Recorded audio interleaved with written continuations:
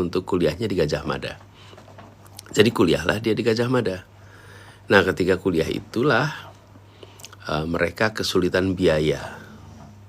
Lalu Udin ini dapat informasi cek kanan kiri bahwa ibu saya Bu Aliyah itu mengkoordinir beasiswa. Jadi dia datanglah ke rumah.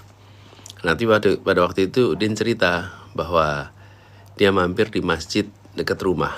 Masjid dekat rumah itu memang namanya Masjid Al Ittihad di Karangwuni, Jalan Kaliurang KM 5. Mereka rupanya sholat di situ, lalu ketemu ayah. Nah ini Udin cerita waktu itu, ayah saya itu bilang ketika ketemu, dari mana, dari Papua, kemudian mau apa, mau ketemu Bu Aliyah. Ceritanya udah makan belum? Itu pertanyaan udah makan belum itu ciri khas almarhum ayah. Ayah itu kalau ada tamu yang datang pasti pertanyaan pertamanya itu, udah makan belum?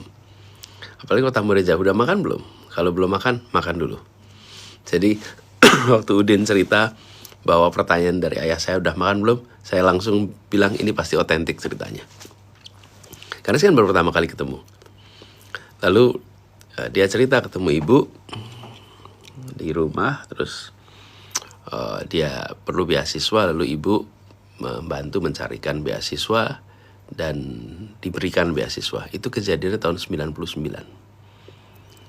Ibu bantu ngumpulin rekanan kiri itu.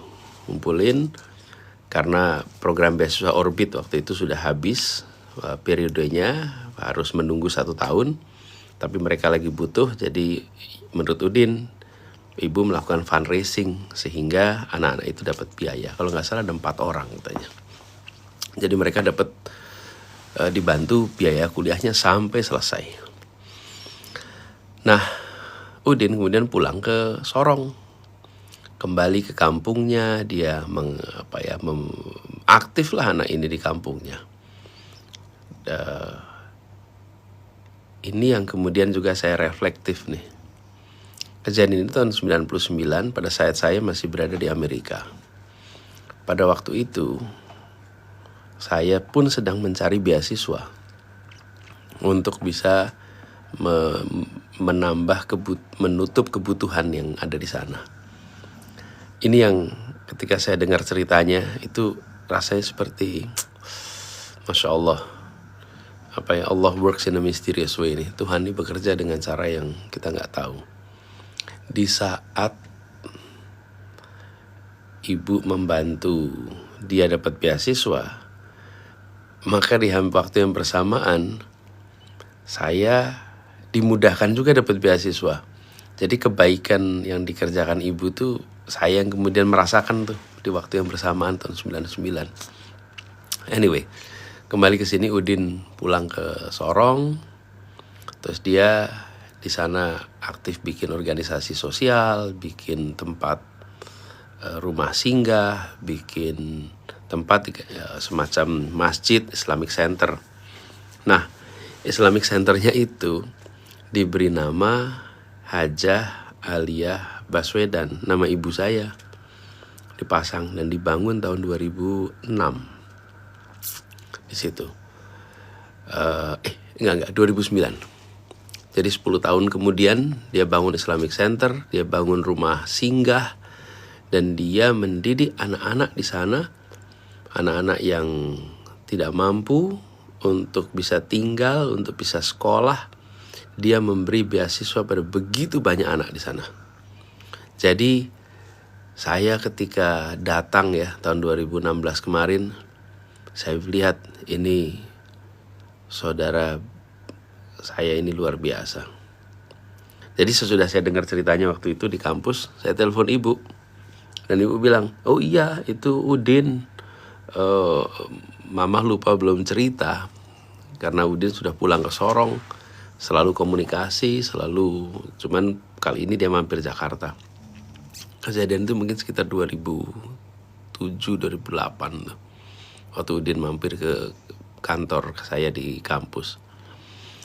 Nah, singkat cerita, dia bangun tempat itu pakai nama ibu, kemudian kita malah nggak tahu dan dia tidak pernah cerita bahwa dia menggunakan nama ibu. Kalau tanya dulu barangkali nggak diizinkan, karena ya kebiasaannya jangan pakai nama gitu, nama orang tua, nama orang tua sendiri. Kami jarang pakai nama sendiri untuk urusan apapun.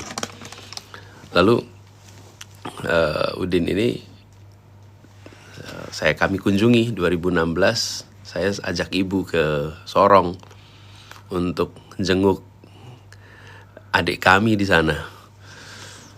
Jadi lihatlah tempat itu dan ibu tuh terharu sekali lihat itu semua, karena bagi ibu anak ini adalah contoh bagaimana dia dulu kuliah bebannya berat, biaya tidak ada, dan ketika dia sudah berhasil, dia bukan kemudian cari tempat di kota besar untuk hidup makmur, tapi dia kembali ke kampung halamannya dan mendidik anak-anak banyak sekali di situ. Jadi anak-anaknya itu banyak di situ. Kalau kita perhatikan, hidupnya itu seperti hidup untuk membantu orang banyak. Nah, tempat yang dia bangun itu namanya Haji Haliah Baswedan Islamic Center. Lebih unik lagi karena di situ ada plakatnya, diresmikan Islamic Center ini sama Wakil Gubernur tahun 2009. Plakatnya itu mengatakan bahwa gedung ini dibangun di atas 4 buah batu yang berlumur darah para syuhada yang telah mengering, yang diambil dari jalur Gaza. Jadi ada peletakan batu pertamanya itu 4 batu dari Gaza, yang di situ ada bekas darah orang-orang yang syahid di sana. Dan dibilang bahwa mudah-mudahan tempat ini menjadi tempat pendidikan. Jadi datanglah waktu kami ke sana tuh terharu sekali melihat ini, dan kita bersyukur bahwa menyaksikan seorang yang sudah dapat pendidikan tinggi memberikan manfaat bagi semua. Anyway, jadi kemarin saya datang lagi ke sana. Nah, sekarang dia menjadi anggota DPRD di Sorong dari fraksi PAN dan menjadi caleg di sana. Waktu saya mau datang, ini baru saya dengar juga dari teman-teman, rupanya dia dilarang untuk menyambut. Rupanya karena PAN itu ikut dalam koalisi lain, maka dia dibilang tidak boleh ikut menjemput, tidak boleh ikut bertemu. Tapi dia tetap datang, dia tetap ketemu, kami tetap berjumpa karena memang kita ini bersaudara dan gak ada urusannya dengan politik. Jadi saya yakin pimpinan PAN juga gak akan beri sanksi karena ini gak ada urusannya dengan kampanye. Ini satu kunjungan antar saudara angkat yang ya memang kalau ke Sorong ya ke sana gitu. Mudah-mudahan Udin tidak dapat sanksi apapun.